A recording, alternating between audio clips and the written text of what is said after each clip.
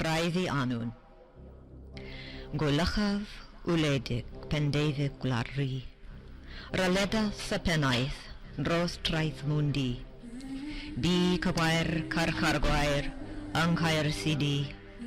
Trwy ebostol pwyll, a Frideri. Neb cyd nocef, nid ai sidi. Ar gadwyn tromlas, cywir wasau cedwi. Hello, everybody. Could you understand that poem? It's okay if you can't, because it's not in English. It's a very ancient language, and it's a very ancient poem. But it tells the story about someone you might know, King Arthur. You know, King Arthur. He pulled the magic sword from the stone when he was a boy and became one of the greatest kings and the greatest heroes ever. Rise, father, please. Well, that strange poem, it tells the story of how King Arthur went on a quest. A quest is an adventure, a difficult and dangerous journey a hero must go on to do something good.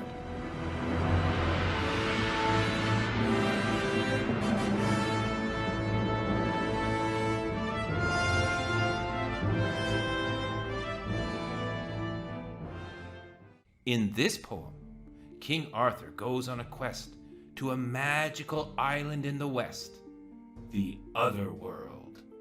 What was he seeking? What was he looking for? Why did Arthur go on such a dangerous quest? Well, he was seeking the Cauldron of Poetry. A cauldron is a huge pot, and if you drink from the cauldron of poetry, you would get the gift of imagination, of beautiful and creative words. Oh, and I guess you could probably cook noodles in it too, if you were very, very hungry. Cauldrons are very big pots. It was this poem about Arthur going to this island that inspired Mary Pope Obsborne to write the book that we're going to begin today. This book is called Christmas in Camelot. King Arthur's stories take place, their setting is in what is now Britain. These stories are not true stories, but many people believed them for hundreds and hundreds of years. And King Arthur might have even been a real person, a real king who lived a long, long time ago.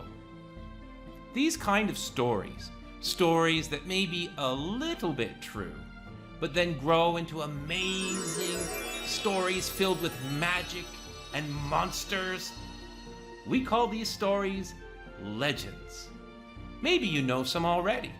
I know China has many amazing legends about famous people that lived a long time ago. Like, the Menshen, those two guys, whoa, so cool. Or maybe it's Zhang Guolao, is that how you say it? Well, he was a real person, and over many years, his legend, his story grew and grew until he became one of the 8 immortals across the sea. Okay. So if Arthur legends are exciting and fun, why am I in such a gloomy place like this? Why is everything so dark and sad and creepy? Well, actually, I wanted to start today's lesson in a gloomy place, because when the story begins, things are a little bit gloomy, and they get even gloomier before they get better again. It's winter. The trees are bare. That means they have no leaves. It's getting dark. It's twilight. It's cold, and it's quiet. Jack and Annie haven't seen the treehouse in a long time. What's that you say? Mr. Daniel, it's too gloomy for an English lesson. Okay, I kind of agree. So, here's a monkey riding a pig. Ooh, baby monkey, riding on a pig, baby monkey,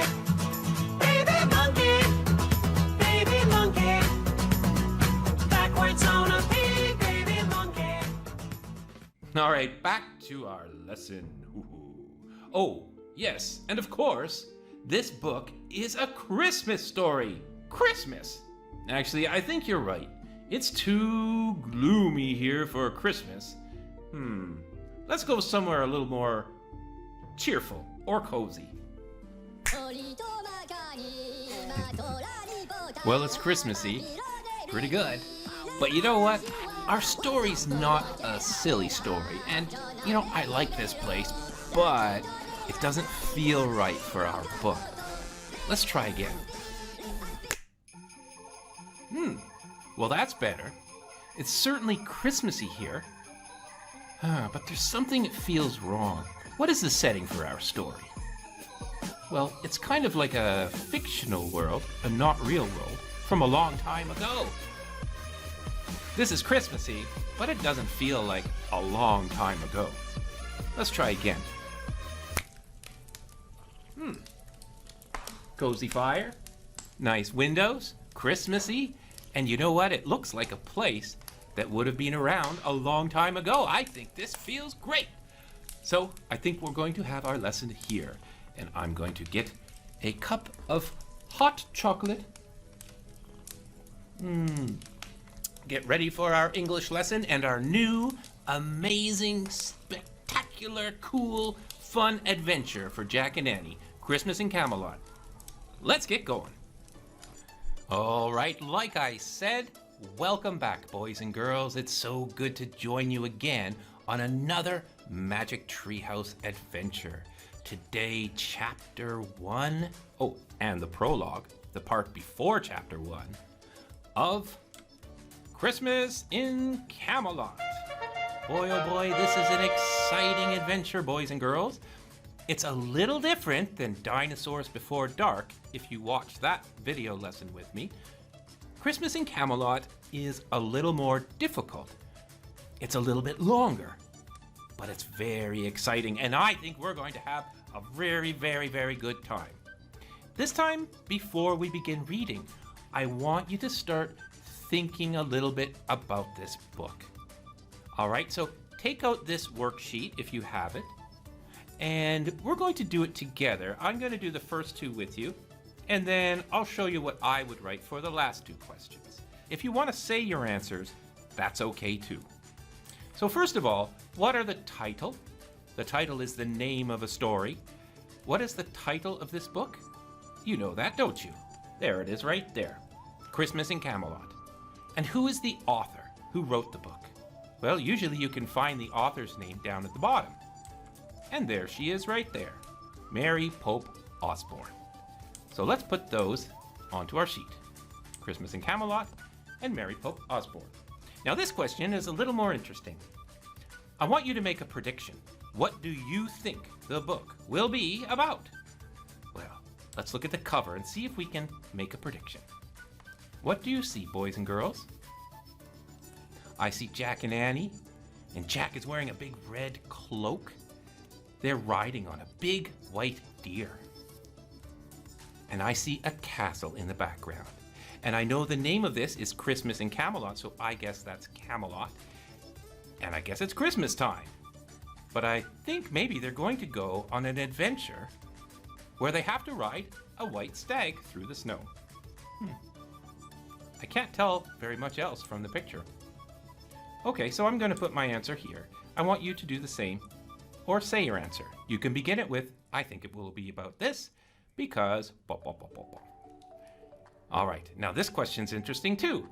I want to read the back cover. The back cover. The cover is the front and the back of a book. Will you like the book? Why or why not? Okay, I'll read it to you. See if you can read along. when Jack and Annie receive, that means get, an invitation to spend Christmas Eve in Camelot, a magical place that exists only in myth and fantasy. We'll talk about those later. They know they are in for their biggest adventure yet. What they don't know is that the invitation will send them on a quest to save Camelot. Can they succeed, even though Camelot's greatest knights have failed?